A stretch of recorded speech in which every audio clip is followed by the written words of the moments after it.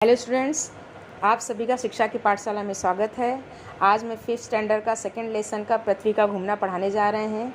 हमने पहले भी फर्स्ट लेसन का 2 वीडियो बनाकर आपको भेज चुके हैं जो आप देख लिए होंगे। और अगर आपको वीडियो पसंद आता है तो लाइक कीजिएगा, चैनल पर नए हो तो सब्सक्राइब कीजिएगा और घंटी का बटन दबाना ना भूलिएगा, जिससे आपको जो भी हम आगे वीडियो बनाएंगे वो आपको सबसे पहले मिल जाए। तो चलिए हम स्टार्ट करते हैं अपना सेकेंड लेसन पृथ्वी का घूमना।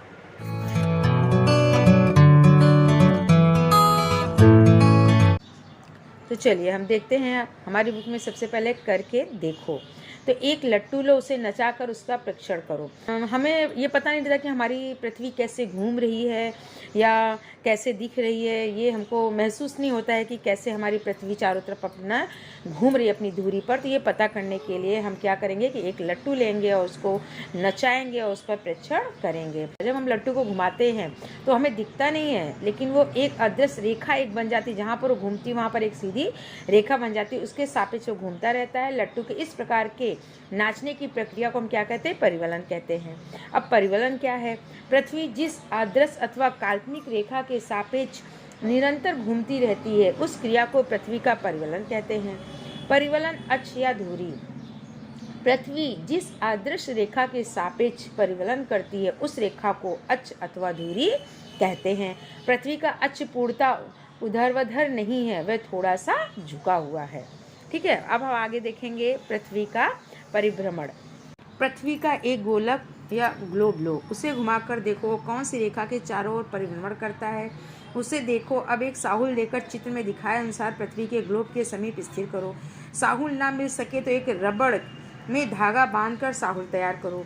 तुम्हारे ध्यान में आएगा कि साहुल और पृथ्वी अक्ष के दोनों रेखा एक दूसरे के साथ कोण बनाती हैं। इसका अर्थ है कि पृथ्वी का अक्ष थोड़ा झुका हुआ है, इसी झुकी हुई स्थिति में परिभ्रमण करती रहती है। चित्र में पृथ्वी का अक्ष रेखा NS द्वारा दिखाया गया है। ये रेखा पृथ्वी के केंद्र में से होकर जाती है और बिंदु N तथा बिंदु S को पृथ्वी के ध्रुव कहते हैं। N पृथ्वी का उत्तरी ध्रुव है और S क्या है? दक्षिणी ध्रुव है, जो N मतलब नॉर्थ और S साउथ। ठीक है, उत्तरी और दक्षिणी ध्रुव के मध्य भाग में पृथ्वी के पृष्ठ भाग पर एक वृत्त खींचने पर पृथ्वी के 2 समान भाग हो जाते हैं। ठीक है, आपके देखो ऊपर चित्र में दिया हुआ है पृथ्वी का गोलक या ग्लोब। उसमें आपको दिख रहा है एक विषुवत वृत्त, एक सीधी रेखा खींची हुई है जो 2 भाग करके दिख रहा है। ठीक है, तो पृथ्वी के इस काल्पनिक वृत्त को हम विषुवत वृत्त कहते हैं, जो एक बीच में सीधा 2 भाग में पृथ्वी को बांट दिया है। विषुवत वृत्त एक लाइन सीधी दिख रही है, उसे हम क्या कहते हैं? विषुवत वृत्त कहते हैं। ऊपर दिया गया पृथ्वी का गोलक या ग्लोब देखो। विषुवत वृत्त द्वारा बनने वाले पृथ्वी के 2 समान भागों को उत्तरी गोलार्ध और दूसरे को हम क्या कहते हैं? दक्षिणी गोलार्ध कहते हैं। ठीक है, अब आगे हम देखते हैं। किसी बड़ी मेज पर उनके बीचों बीच एक मोमबत्ती खड़ी करो। मोमबत्ती के चारों ओर एक बड़ा वृत्त खींचो। इस वृत्त के किसी बिंदु पर पृथ्वी का गोलक रखो। मोमबत्ती जलाओ, कमरे में अंधकार करो। मान लो कि मोमबत्ती ही सूर्य है। देखो कि पृथ्वी के गोलक के किस भाग पर उजाला पड़ता है और किस भाग पर उजाला नहीं पड़ता है। पृथ्वी के गोलक के ग्लोब को उत्तरी ध्रुव की ओर से देखो और उसे घड़ी की सुइयों की विपरीत दिशा में घुमाओ। हमारी पृथ्वी भी अपने चारों ओर इसी दिशा में अर्थात पश्चिम की ओर से पूर्व की ओर घूमती है। पृथ्वी के गोलक के विभिन्न भाग क्रमशः उजाले में आते हैं और उसी क्रम में उजाले से दूर जाते हैं। अतः हम ऐसा कहते हैं कि जिस भाग पर उजाला है वहाँ दिन है और जहाँ पर उजाला नहीं रहता वहाँ क्या रहता है? रात रहता है। ये आप परीक्षण करके देख सकते हो कि कैसे दिन और रात होते हैं। हमारी पृथ्वी कैसे सूर्य के चक्कर काटती रहती है। ठीक है, अब हम आगे देखेंगे सूर्योदय और सूर्यास्त। लाल रंग की एक बिंदी लो, उसे पृथ्वी के गोलक या ग्लोब पर चिपका दो। ऊपर की भांति ही ग्लोब और मोमबत्ती लेकर प्रयोग करो। पृथ्वी के गोलक या ग्लोब को घड़ी की सुइयों की विपरीत दिशा में घुमाओ। पृथ्वी की गोलक या ग्लोब किन परिस्थिति में लाल बिंदी पर सूर्योदय और मध्याह्न, दोपहर और सूर्यास्त, इसका परीक्षण करो। ये देखो कि लाल बिंदी पर एक बार सूर्योदय दिखने पर उसके बाद सूर्योदय कब होता है। तुम्हारे ध्यान में आएगा कि जब पृथ्वी का स्वयं के चारों ओर एक फेरा अर्थात एक परिभ्रमण पूर्ण हो जाता है, तब लाल बिंदी पर पुनः सूर्योदय दिखता है।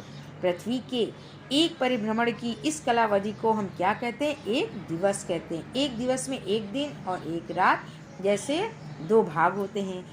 काल मापन के लिए एक दिवस की कालावधि को हम क्या कहते हैं? 24 समान भागों में बांटते हैं। प्रत्येक भाग को हम क्या कहते हैं? 1 घंटा कहते हैं। जो उसका प्रत्येक भाग रहता है वो क्या रहता है? 1 घंटा रहता है। तो अब देखेंगे हम वर्ष। पृथ्वी को सूर्य के चारों ओर एक चक्कर लगाने में जितना समय लगता है उस समय को हम क्या कहते हैं? वर्ष कहते हैं। और एक वर्ष में 365 दिवस और 6 घंटे होते हैं। अधिवर्ष या लीप वर्ष किसे कहते हैं? ग्रेगोरियन प्रणाली वाले दिन दर्शक कैलेंडर में एक वर्ष को सामान्यतः 365 दिन मानते हैं। इसका अर्थ यह है कि प्रत्येक वर्ष 6 घंटों को नहीं गिना जाता है। इसका अर्थ ये हुआ कि 4 वर्षों में 24 घंटे अथवा एक दिवस कम गिना गया है।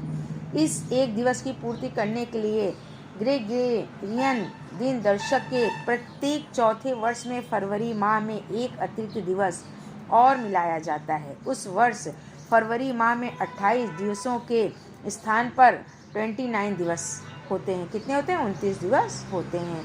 इसी वर्ष को अधिवर्ष कहते हैं और यह वर्ष 365 के स्थान पर 366 दिनों में होता है। ठीक है, दिनमान ये हम आपको अगले वीडियो में बताएंगे। जब तक के लिए आप लोग ये वीडियो देखिए, समझिए और हम अगले वीडियो में मिलते हैं। धन्यवाद।